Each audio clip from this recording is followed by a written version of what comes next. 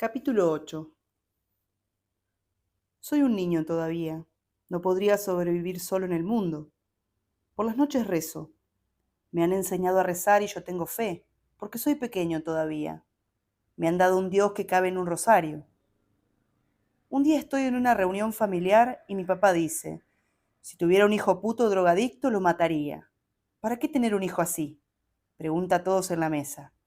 Y todos coinciden. Dicen, sí, sí, sí, sí, claro. ¿Para qué tener un hijo así? Mi mamá también coincide con él.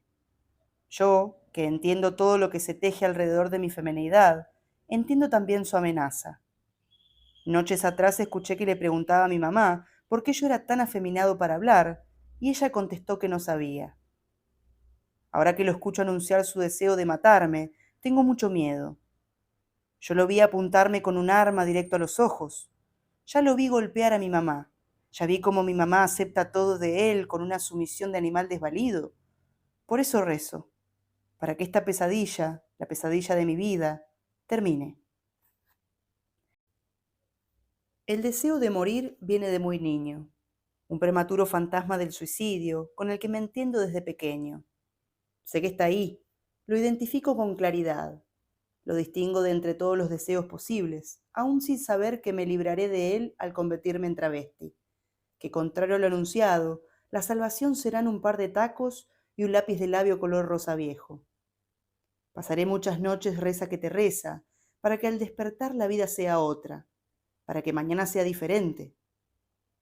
Al comienzo rezo para cambiar, para ser como ellos quieren, pero a medida que me interno en esa fe cada vez mayor, empiezo a rezar para despertarme al otro día convertida en la mujer que quiero ser, en la mujer que siento dentro de mí con tanta franqueza, que las horas se me van rezando por ella. Cuando me enamoro de mis compañeritos de escuela, rezo para que me vean como una nena. Cuando comienzo a florecer, rezo para que las tetas me crezcan durante la noche, para que mis padres me perdonen, para que me nazca una vagina entre las piernas. Pero no, entre las piernas tengo un cuchillo. Llegamos al mediodía en un destartalado camioncito color púrpura, donde transportamos los muebles de mala muerte que fueron cosechando mis padres en 6 años de convivencia. Apenas unas sillas y unas mesas, unas camas viejas, un ropero enorme que era el mueble más valioso de la casa, unos aparadores viejos y tacitas de porcelana, varios juegos de tacitas de café que mi mamá colecciona y que son preciosas, la evidencia de su buen gusto, además de una ensaladera de vidrio heredada de su abuela. La casa a la que nos mudamos está al costado de la ruta que une San Marcos Sierras con Cruz del Eje. El pueblo es apenas un caserío distribuido a ambos lados de la ruta. El monte amenaza con comerse las casas. Cruzan el pueblo y lo dividen en dos las vías de un ferrocarril que ha muerto. Ni la dicha de ver pasar un tren nos queda. Yo no entiendo por qué tuve que dejar a mis amigos de la escuela, a mi amante prohibido, además de la tranquilidad de estar cerca de mis abuelos, para terminar ahí. Nadie me ha preguntado nada, y cuando los interrogo me dicen que no moleste, que ahora viviremos ahí. Para llegar a la casa hay que bajar por un sendero de tierra desde la ruta y volver a subir por una escalera de piedras que desemboca en una galería hecha de adobe. El piso de la casa es de adoquines de madera. Mi papá dice que la casa es de mucho valor. Logró comprarla en una jugada desesperada, antes de que su amante y su socio lo estafaran definitivamente y lo dejasen con una mano atrás y otra adelante. La casa tiene un salón enorme al fondo, que mi papá alquila a una familia entera. Abuelos, matrimonio y 2 hijos, uno de ellos sordomudo. Todavía no se han ido. El contrato era hasta que nosotros llegáramos, pero no se fueron, así que tenemos que convivir con ellos durante un tiempo. La casa no tiene baño adentro, hay una letrina en el patio.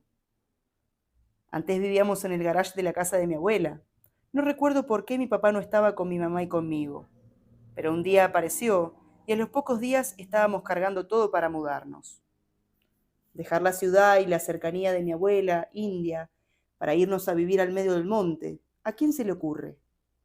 Al menos cuando vivíamos en el garage de la casa de mi abuela, podíamos usar su baño. Estábamos cerca y yo me había encariñado con mi tía Rosa, que en realidad es mi tía abuela, pero es mucho más joven que mi mamá. Ahora, por las noches, tenemos que orinar en un balde si no queremos aventurarnos afuera. Y tenemos razón en no querer salir de noche para ir al baño. Alrededor está el monte y los vecinos nos aleccionan pronto sobre los peligros que acechan. Hay zorros, gatos monteses, víboras, arañas. Hay una fauna entera dispuesta a devorarnos si nos distraemos. Como compensación de esa casa que odio, hay un arroyo que pasa por el costado del patio.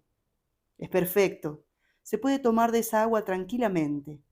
El arroyo es el que nutre el pozo del que sacamos agua para todo. Para beber, para bañarnos, para lavar la ropa. El milagro del agua. Como nos mudamos durante el verano, a comienzo de año, el arroyo es un refugio esas primeras semanas. Me paso horas metido en el agua, cavando en la arena para lograr más profundidad. Mientras tanto, mis papás ponen en pie esa casa antigua de techos altísimos, vigas de madera, donde se esconden los murciélagos. Mi cuarto tiene una ventana con rejas y postigos muy altos, que yo nunca puedo abrir. Para que entre la luz, tengo que pedir ayuda. Y como soy invisible, mi cuarto está a oscuras todo el día. El niño invisible y desplazado. El niño del monte. Montuno y maricón. Capítulo 9. Mi papá cuenta que al visitar la casa por primera vez, le informaron que había pertenecido a la familia de doña Paula Albarracín, la madre de Sarmiento, el padre del aula. Hay una placa que parece probarlo, pero yo todavía no sé leer. Nunca sabré si era cierto o no, pero vivo en una casa que tiene una leyenda. Mientras tanto, los inquilinos se mudan finalmente y nos quedamos solos. Han pasado apenas unas semanas desde que llegamos al pueblo. Ya voy al colegio, una escuelita rural donde los 7 grados tienen clases en el mismo salón, con el pizarrón dividido en 7 y la misma maestra para los 7 grados. Poco a poco nos acostumbramos a esa nueva forma de vida. Hay 2 despensas en el pueblo, con unos precios exorbitantes, que desmoralizan y angustian a mi mamá. El cura viene al pueblo una vez por mes a dar misa, y el médico hace lo mismo. Atiende en un cuartito al lado del almacén de ramos generales. Enfrente de nuestra casa viven doña Carmen y don Lalo con su hija adolescente. Son verdaderamente muy amables. A veces me dejan cruzarme a su casa y mirar televisión y dibujitos animados. Nosotros no tenemos luz eléctrica en nuestra casa de leyenda. Cuando comenzamos a acostumbrarnos a esa rusticidad, a contar los autos que pasan por la ruta para no morir de aburrimiento, a orinar en baldes por miedo a asomarnos afuera de noche, cuando me acostumbro a la brutalidad de mis nuevos compañeros de escuela, que me llaman maricón en vez de decir mi nombre, mi papá anuncia que se va. Dice que tiene que trabajar y nos deja solas a mi mamá y a mí en los sauces, el culo del mundo. Mi mamá le dice, lo que pasa es que te vas con la otra. Él la golpea por atreverse a decir eso, y al otro día hace dedo en la ruta y se va. Durante muchos días, mi mamá se la pasa llora que te llora y fuma que te fuma. Para encontrarla en esa casa oscura, sin luz, peligrosa, donde los murciélagos susurran canciones de cuna, me basta conseguir el rastro de humo de cigarrillo. Me convierto en un mariconcito triste. Por suerte los vecinos la adoptan como una hija y todo se hace más fácil. Mi mamá, que tiene 27 años, se hace amiga de la hija adolescente de los vecinos y ya no está tan sola. Pero yo, con mi mariconés a cuestas, no puedo hacer un solo amigo. Estoy condenado a la tristeza y a la soledad del campo, al tormento de las chicharras y a los cielos rojos y a las alimañas nocturnas. Por suerte está el arroyo, el agua que todo lo lava, que todo lo lleva. A orillas de ese arroyo despliega su reino una colonia de nutrias. Son unas ratas gigantes, alargadas, de hermoso pelo gris oscuro, que rara vez salen del agua. También está el chico más lindo de la escuela, que va a 7º grado y que me sienta en su falda en los recreos y me dice maricón, y a mí me encanta que lo haga. A veces me acompaña hasta el baño y hace que meta la mano dentro de su bragueta, que toque su viborita mansa, que es caliente y hedionda, y se le pone muy dura, y me enseña cómo masturbarlo. Somos afortunados los dos, nunca nos descubren. A los 6 años ya he descubierto con pavor qué finales augura tanto manoseo. El niño puto atraído por la carne. A veces mi papá volvía y traía animales para cuidar. Al principio fueron unas gallinas. Al poco tiempo de tenerlas en el patio, cuando ya les habíamos armado un corral y aprendido a cuidarlas, un día amanecimos y las encontramos a todas muertas. Los vecinos nos recordaron que el monte estaba lleno de zorros y gatos monteses, que había que poner trampas y nuestros animales no sobrevivirían a los depredadores. Mi papá tendió trampas alrededor de toda la casa. A veces encontraba un zorro atrapado, muriéndose de dolor y de ira. Otras veces era un gato montés. A todos les daba un golpe de gracia para evitar que sufrieran. Pero un día encontramos a una nutria, que cayó por error en una de las trampas. Me dio terror su cara de odio. Ya no era ese animalito de pelaje metálico que se desplazaba con gracia en el agua. Era una fiera con ansia de venganza. El odio de los animales cuando caen en una trampa es especialmente nítido en su pelambre erizada. Podrían comerse viva una familia entera si lograran liberarse. Podrían comerse a mi mamá y a mi papá de un bocado y después a mí. La ira de esos animales trampeados era la misma que se leía en los ojos de los lechones, cabritos y demás animales que mi papá mataba para vender la carne luego. Mi papá nos obligaba a participar a mi mamá y a mí en esas matanzas. Nos hacía cómplices de su faena. Mi mamá sabía dar vuelta la cara mientras él le gritaba lo inútil que era y le ordenaba que agarrara más fuerte de las patas, que sirviera para algo. Y cuando no era ella, era yo el inútil, el niño maricón que lloraba de impotencia.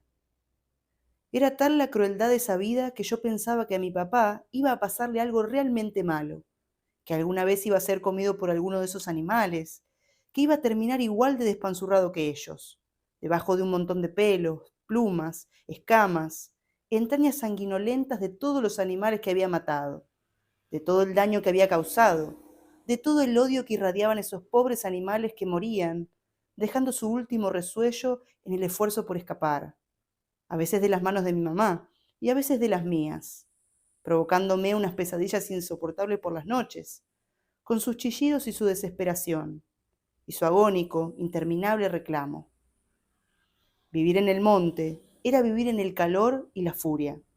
El padre enseña el arte de la crueldad, la madre enseña el arte de la manipulación. El hijo sabe matar gallinas a los 6 años. Durante muchos años me quedó el temor a la mirada feroz de esos animales entrampados, que saben que van a morir y desde adentro de sí mismos reciben la orden de hacer algo, la vida entera a sus colmillos, hirviendo de espuma y rabia. Así era la mirada de mi papá cuando bebía. Había estado en esa sintonía de muerte durante tantos años que había terminado por impregnarse del mismo odio, la misma ira. Así como nos miraban los animales, así nos miraba también él, desde su propia trampa, la trampa de haber nacido en la familia en que había nacido. Esa ferocidad en los ojos solo la volví a ver años después en una pelea entre dos travestis, una de las muchas noches de esos años de imitar la vida salvaje del monte. A veces una es víctima, a veces es victimaria. Esa vez estábamos todas en la puerta de una disco gay, a punto de tomar un café en esos camioncitos cafetería improvisados en la calle. No había amanecido todavía. De la oscuridad irrumpió un cuerpo expulsado por una fuerza superior a todo. Una travesti que cae al asfalto y se retuerce para levantarse del piso, acomete a su contrincante y se la quiere comer viva. Parece que la va a morder. Se tiran trompadas ciegas como si tuvieran más brazos que Shiva. Vuelan por el aire zapatos, carteras, aros, sangre, uñas, extensiones, pestañas postizas, dientes, quejidos roncos como los que daban los chanchos cuando mi papá les daba en la frente, con el revés de un hacha para desmayarlos. Las que intentamos intervenir recibimos patadas y arañazos.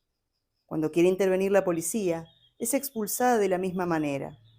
Solo queda esperar que las agote la disputa, iniciada quién sabe por qué o por quién. Es pavoroso que dos travestis de pronto se desconozcan así, que se trencen de tal manera y queden las dos como con guantes de sangre seca en las manos, arrastradas por otras travestis, que ligamos lo nuestro mientras intentábamos separarlas. Terminamos todas arañadas, golpeadas, salpicadas de sangre de alguna de las dos, como precio de aquella ferocidad. Y desembocamos todas en la comisaría, llevadas a la fuerza a declarar, manoseadas en los autos, empujadas hasta el calabozo, deseadas y despreciadas por los policías como joyas barbudas. Esa ferocidad en los ojos, la mirada de odio de aquellas dos travestis mientras peleaban. Mi papá cuando bebía de más tenía esos mismos ojos.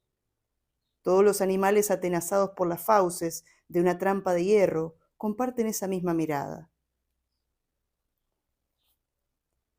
Hay otra mirada que se me ha grabado, unos ojos que gritaban pero de ternura. Venía a cada inicio de mes, cuando cobraba. Venía apoyado en sus muletas, por completo fuera de eje, sus piernas débiles, deformes, su pecho perfecto, su rostro perfecto, las manos fuertes, los brazos fuertes de cargar todo el peso de su cuerpo, los brazos más bellos del mundo. Venía arrastrando su resentimiento por esa discapacidad que lo atormentaba aún más a causa de su belleza, como si fuera inadmisible que un rostro y un torso como esos vinieran acompañados de piernas tan inservibles. Estaba endurecido, insensibilizado por su discapacidad, pero era tan guapo que quitaba el aliento. Pagaba solo por oler mis nalgas, pero lo hacía con tanta voracidad como si me estuviera haciendo el amor. Se gastaba todo su dinero en una puta como yo. La paga mensual que recibía como preceptor en un colegio secundario se le iba entre mis nalgas. Por la posibilidad de sentirse hermanado conmigo, el dolor compartido de desear morir por ser como éramos en el mundo. Se quedaba ahí hasta que su respiración se convertía en vapor, mientras musitaba su rabia y me apretaba con fuerza los muslos, y yo sentía que, si le hubiese pedido, él me habría hecho su esposa. No era posible imaginar un paraíso más cercano que las noches con él, y su pene enorme como defensa del mundo exterior. Un hombre así, que venía con su sueldo en la mano, dispuesto a entregarlo todo, tan dulce y amargo como una fruta del trópico. Hasta que un día le dije que no quería cobrarle más, que siguiera viniendo cuando quisiese, pero que ya no era necesario que me pagara. Y él contestó ofendido que no quería nada por pena, y se marchó y no volvió nunca más. Tiempo después me lo cruzo por la calle. Va vestido muy elegantemente, acompañado de sus padres, dos padres muy pequeños. Ambos tenemos padres así, pero es esa dulzura que impregna toda la calle, los edificios, los árboles desteñidos. Podría reconocerlo en cualquier lugar del mundo. Su dulzura cambia el aire, convierte el oxígeno en vectores de ternura. Va en silla de ruedas. Nos miramos y fingimos ser desconocidos el uno para el otro. Insisto aquí y ahora en que lo quise por esposo, pero todo es diferente ya. Ni sus ojos ni los míos se atreven a recordar aquella costumbre caliente de la siesta, el vapor de la respiración entre las nalgas, el odio musitado ahí dentro como dentro del hueco en el tronco de un árbol. Bueno, así termina el capítulo 9 de esta novela de Camila Sosa Villada. Espero que lo hayan disfrutado. Si les faltó leer algún capítulo anterior, es decir, del 1 al 7, los tienen todos en la playlist correspondiente con el nombre de la novela, así que pásense y déjenme sus comentarios. Les mando un abrazo.